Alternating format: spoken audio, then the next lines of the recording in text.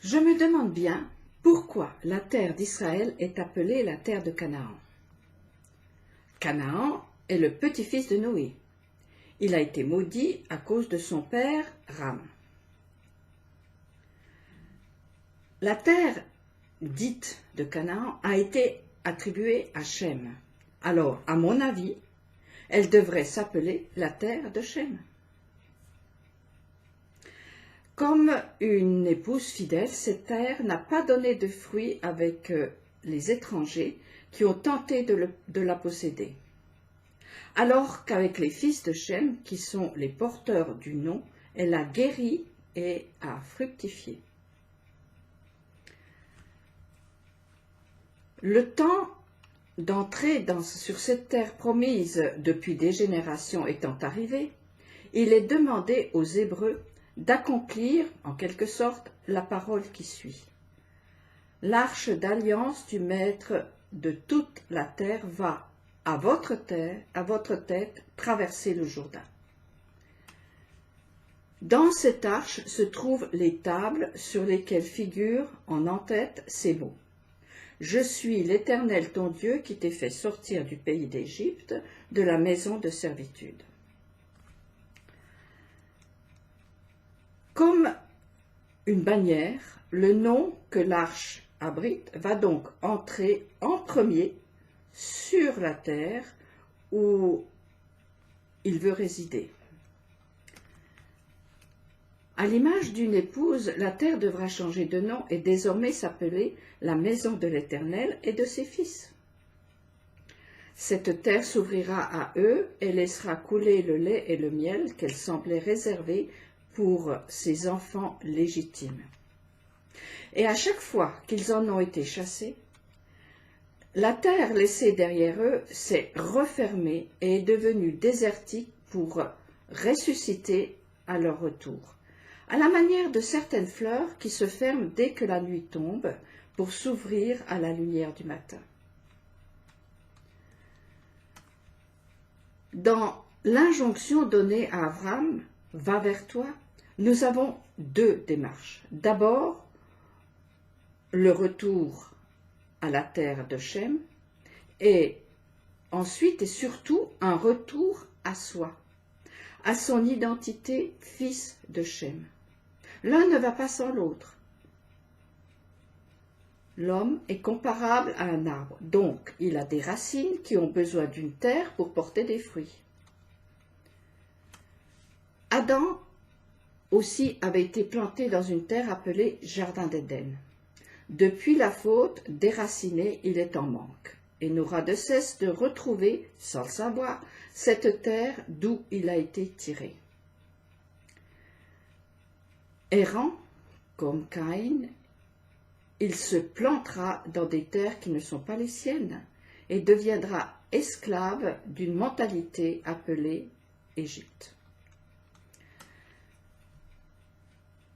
Le nom Adam vient de Adama, la terre. Va vers toi, va vers ta terre, celle qui t'a été donnée, dont tu as la responsabilité. Traduisez, vis ta vie, aime-la, cultive-la, fais-la fructifier.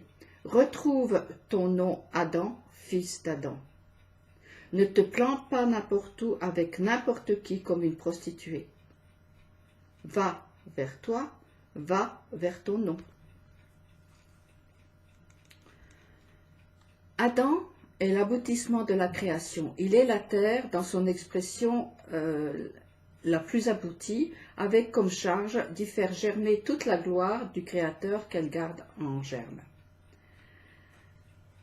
C'est en revenant vers la vie dont nous avons hérité que l'image du Créateur que nous sommes s'épanouira.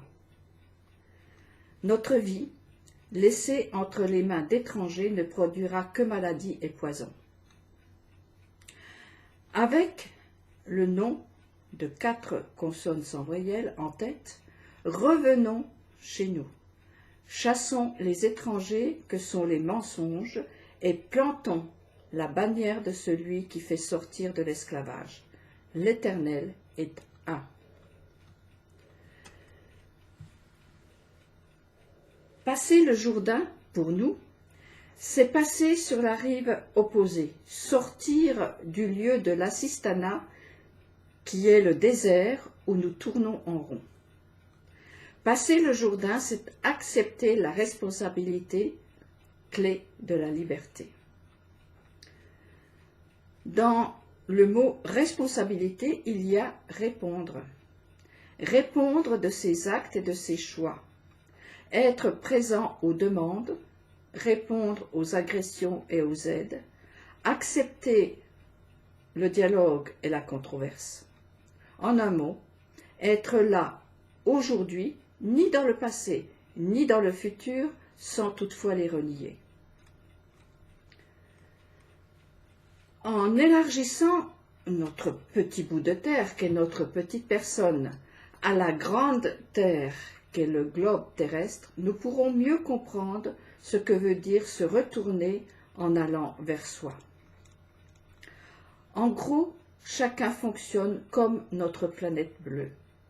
Chacun est un monde avec ses différences, avec ses différentes couches, ses énergies, ses voiles et sa position dans le cosmos. Minuscule, mais présent, nous faisons partie d'un tout précis, maintenu par des lois immuables pour en assurer la pérennité. Chacune de nous est une boule terrestre où le nom de 4 consonnes sans voyelles veut établir sa royauté. Et c'est là que notre liberté se joue. Quel nom voulons-nous porter? Qui est notre époux? Quelle maison voulons-nous construire? Au même titre que la terre d'Israël est constamment contestée aux Hébreux, notre terre intérieure, qui est notre vie, est sans cesse l'objet de convoitise. Pour une raison très simple. Les mensonges n'ont pas d'autre choix que de se nourrir de vérité pour exister. Ces forces mortifères nous vampirisent au niveau d'une certaine blessure au talon provoquée par le serpent auquel nous restons liés. Tant que nous n'écraserons pas cette tête qui ne profère que des mensonges, nous n'arriverons pas à reconquérir notre vie qui est, je le rappelle, notre terre ou notre maison. Certes, des plantes, des animaux n'apparaissent pas sur notre peau comme sur la terre qui nous a précédés, mais en passant sur l'autre rive, de l'autre côté, sous la bannière du nom de 4 consonnes sans voyelles que les Hébreux nous ont fait connaître, notre vie portera des fruits à travers nos mots, nos actions, nos comportements, nos sourires et pourquoi pas notre parfum. Notre terre, qui est aussi notre corps, apportera un peu de paix, un peu de lumière et d'harmonie sur le globe terrestre. Tout cela étant le reflet de la gloire de notre Créateur à la manière de la lune qui éclaire la nuit. Nous ne sommes pas des électrons libres, mais la gloire élira domicile dans notre pays. L'amour et la fidélité se donnent la main, la justice et la paix s'embrassent. La fidélité va germer du sein de la terre et la justice briller du haut des cieux. Oui, le Seigneur octroie le bonheur et notre pays, c'est-à-dire notre vie qui se déroule dans un espace-temps unique, prodigue ses moissons. La justice marche au-devant de lui et trace la route devant ses pas. Il s'agit de ne pas laisser le mensonge intenter à nos vies, nos maisons, aux 2 jambes que sont notre couple féminin-masculin, nuit-jour, ciel-terre, car sur elle repose la création, et avec elle la création tout entière avance vers son perfectionnement. Empêchons l'uniformité de Babel de se substituer à l'unité d'une terre en paix sous la royauté de David. La petite histoire suivante nous donne une piste pour débarrasser notre terre des étrangers. Un vieux chef racontait à son petit enfant l'histoire suivante. Un combat a lieu tous les jours à l'intérieur de moi. Un combat terrible entre deux loups. L'un est ténébreux. Regret, tristesse, solitude, fermeture, avidité, arrogance, suspicion, apitoiement sur soi-même, distance, colère, envie, culpabilité, ressentiment, égoïsme, complexe, mensonge, vanité, fausse fierté, égo, infériorité, compétition et orgueil. L'autre est lumineux. Il est paix, joie, amour, chaleur, douceur, espoir, partage, sérénité, humilité, confiance, gentillesse, bienveillance, générosité, vérité, simplicité, bonté, présence, empathie, compassion. Le même combat a lieu en toi-même et à l'intérieur de tout le monde. L'enfant demanda au bout d'un moment: « Quel est le loup qui gagne ?»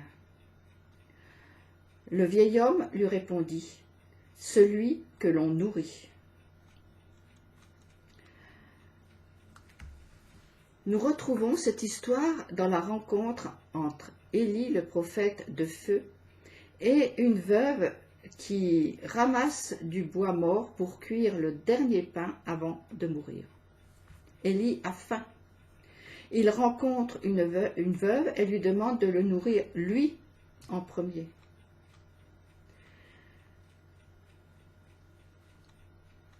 Symboliquement, il lui a demandé de nourrir la lumière, le feu, la chaleur, autrement dit, le loup lumineux. C'est ce que la veuve a fait, malgré sa détresse. Peut-être n'avait-elle plus rien à perdre. En tous les cas, à partir de ce moment-là, elle et son fils n'ont plus manqué de rien. Nourrir le lumineux en soi en revenant vers le nom de 4 consonnes sans voyelles qui s'est retiré au creux de la nuit. Ce retour permet de vaincre le ténébreux, les faux propriétaires, et ainsi habiter sa terre, la cultiver et lui faire porter des fruits à partager. Comme la biche aspire au cours d'eau, ainsi mon âme aspire à toi, ô Dieu. Mon âme a soif de Dieu, du Dieu vivant. Quand reverrai-je pour paraître en présence de Dieu? La Torah est de l'eau et un feu, comme le dit le prophète Jérémie. Est-ce que ma parole ne ressemble pas au feu, dit l'Éternel, et au marteau qui fait voler en éclats le rocher? De l'eau et de la lumière, une terre, permettent aux arbres de grandir et de porter du fruit. Bonne méditation et à la semaine prochaine.